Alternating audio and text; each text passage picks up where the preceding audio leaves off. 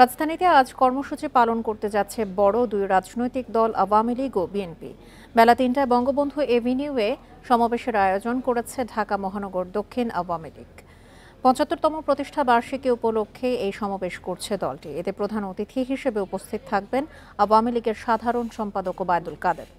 অংশ নেবেন অন্যান্য কেন্দ্রীয় নেতারাও। এদিকে বিএনপি চেয়ারপারসন খালেদা জিয়ার মুক্তির দাবিতে নয়াপল্টনে সমাবেশের আয়োজন করেছে দলটি। বেলা ২:৩০টায় শুরু বিএনপির এই কর্মসূচি। এরই মধ্যে সেখানে জড়ো হয়েছেন নেতাকর্মীরা। সমাবেশে প্রধান অতিথি হিসেবে উপস্থিত থাকবেন দলটির মহাসচিব মির্জা ফখরুল ইসলাম আলমগীর। এদিকে এই দুই সমাবেশকে কেন্দ্র করে কড়া নিরাপত্তা ব্যবস্থা নিয়েছে আইন শৃঙ্খলা বাহিনী।